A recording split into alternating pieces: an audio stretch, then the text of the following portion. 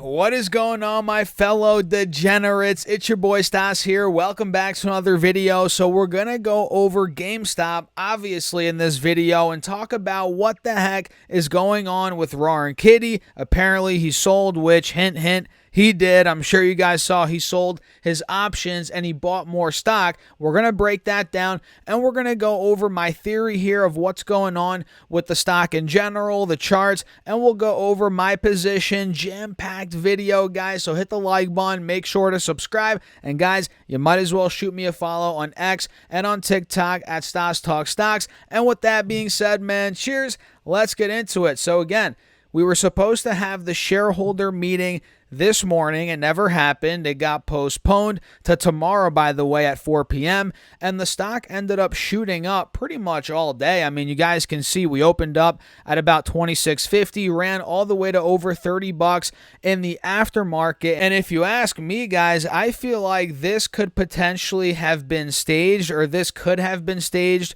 in terms of GameStop, you know, having technical difficulties. Like, they weren't expecting a ton of people to tune into their shareholder meeting. Like, come on, guys, what the heck? So I feel like this was staged to cause more hype. Everybody's talking about it now, right? This is spreading the word even more, probably. So this is huge. Now, in my opinion, we could potentially run up tomorrow in anticipation of this shareholder meeting, which again is after the bell, right? And guys, we don't even know what's going to come out of that. This is going to be big. Mergers potentially. We're going to get more info on the vision of the company, where we're going moving forward. So this is going to be huge, right? And of course, you guys saw that Kitty ended up selling his options. Let me actually pull this up very quickly. Bear with me here, guys. This is actually my position. We'll talk about that in a second. But if I zoom in, actually, wait, before I do that, let me move my big old head down here to the right. There we go. I'll make that a bit smaller as well. So if we look here, guys, and if I zoom in a little bit, this is his updated position as of a couple of hours ago. So you guys remember, he had 120,000 calls, right? Or, contracts, right? And those are gone. As of this screenshot, those are gone, right? So you can see he has $6 million of cash and he has $260 million in GameStop stock. He owns 9,001,000 shares and the average cost is $23.41. And his day gain as of today is $30 million and his total gain, guys, is $51 million, right? So yeah, we have some theories here, guys, and somebody on Reddit actually summed it up beautifully. And by the way, guys, Kitty is now the fourth largest shareholder of GameStop, which is just unbelievable. And let me come down here a little bit more. This sums it up pretty well, right? So this says right here, he went the path of selling two-thirds, if I could speak English today, guys, two-thirds of his calls, 80,000 contracts, to exercise one-third of his calls to get 4 million shares, right? So in sum, he bought 4 million GameStop shares, currently worth about $120 million, for only $80 million, with a cost basis of $24 million in cash plus options premium. And we can see here he spent roughly $65 million to own what's currently worth 120 million GME shares, it looks like, or rather $120 million of GameStop, or 4 million shares. This is on top of his initial 5 million shares, and his taxable gain on this transaction is approximately $15 million.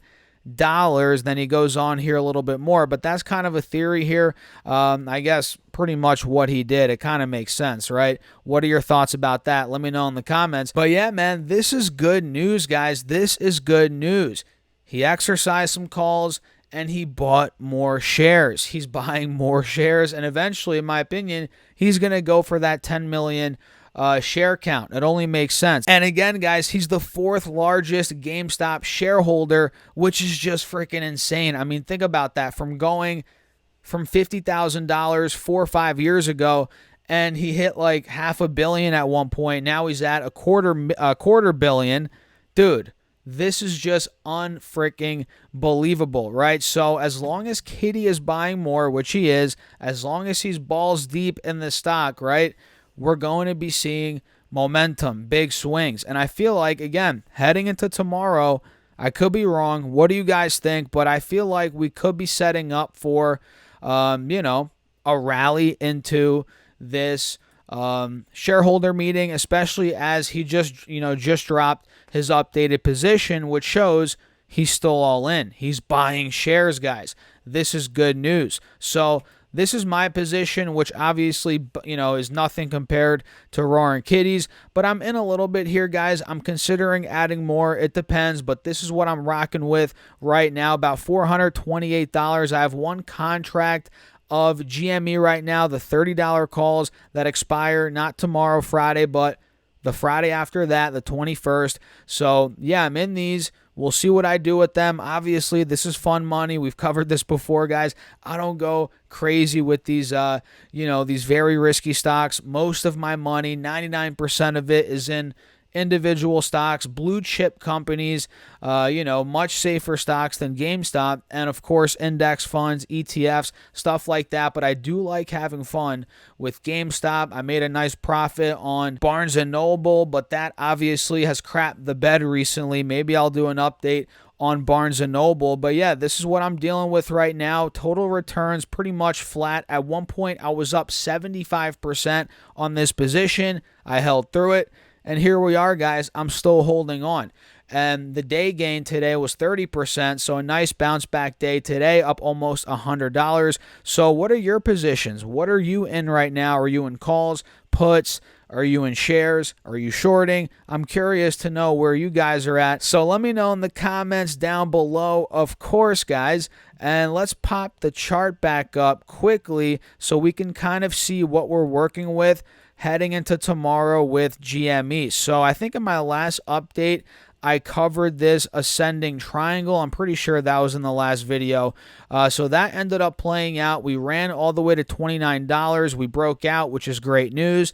And you can see again in the aftermarket, we peaked over 30. Then we pulled down to about, where did we go down to? 27.30. Look at that, about an 11% drop in the aftermarket alone.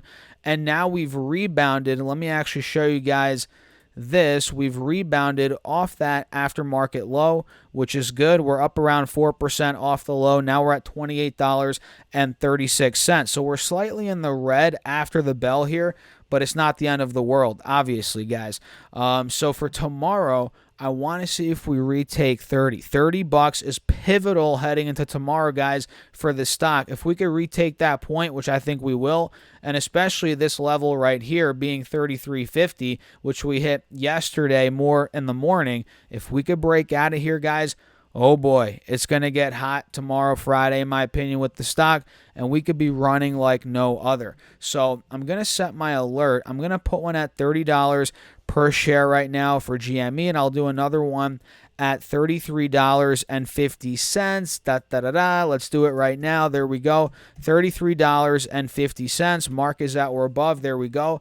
So, yeah. That's a big spot. Again, this high from earlier in the day yesterday, we have to watch that. If we break out of there, momentum is going to build up, in my opinion. So what do you guys think? Are you in GME? Again, let me know your thoughts on that in the comments. Smash the like button. Make sure to subscribe and get up to 15 stocks for Moo, each up to $2,000 with at least a $100 deposit. Just use that link down below, the QR code right here, or go to stocksurfest.com/Moo, guys. And of course, that is an affiliate link. I appreciate you all as always. And with that being said, cheers. I'll see you in the next one.